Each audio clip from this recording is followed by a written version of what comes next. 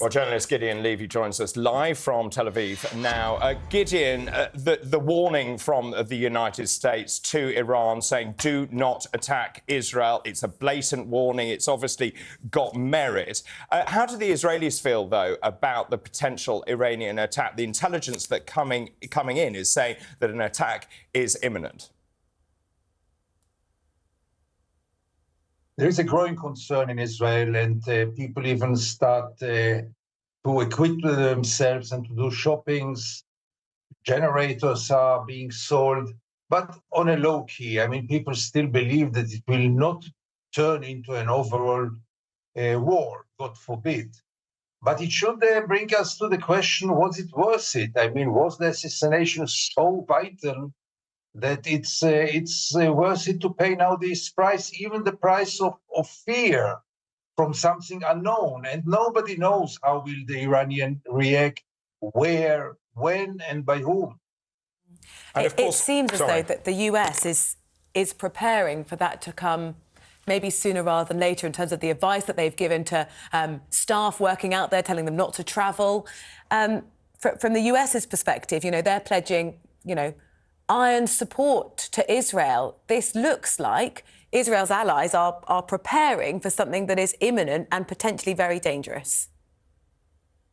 If so it was a fatal mistake to commit this assassination. Because war with Iran is a real game changer. And I don't even want to start to imagine myself or to describe you how can it look and how can it change not only the Middle East, but maybe also the entire world.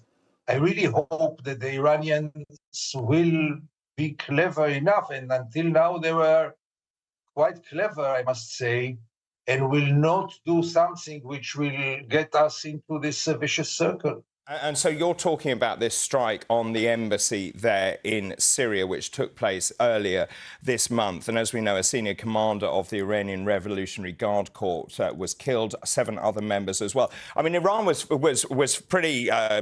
pretty clear when it said Israel will regret this crime. At the time, they said Israel must be punished. They've gone on further to say when they attack our consulate, they actually attack us. Now, obviously, Iran's view is they have to do something because they have said they are going to do something. But equally, Iran does not want this to escalate into a full-blown war, and neither does Israel. So it all depends what kind of retaliation will it be. If they will really succeed in a strategic target, if there will be Israelis killed, civilians killed, then we are getting into this vicious circle, because exactly like Iran has to do something after the assassination, Israel will have to do something after they respond. And this goes very quickly into a war. And therefore, it is really, I mean, it's not about the question, should they react or not? The only question is really, whom will it serve? Yeah. Like I'm asking also, whom did it serve the assassination in Damascus? Whom did it serve? Gideon, we understand that there are sort of a significant set of diplomatic efforts going on right now to try and reduce the rhetoric. What do you actually think is the most likely course of action next? A former head of the intelligence, of the Israeli intelligence, was the other day on Israeli TV, and he knows much more than me, obviously, and he offered 6 different scenarios for the reaction of Iran. So, the sky's the limit. First of all, the question is, who is going to retaliate? Will it be Iran or will it be one of its proxies? Then the question will be, what kind of retaliation, what kind of response? Will it be long-range missiles directed at Israel, at heavily populated areas?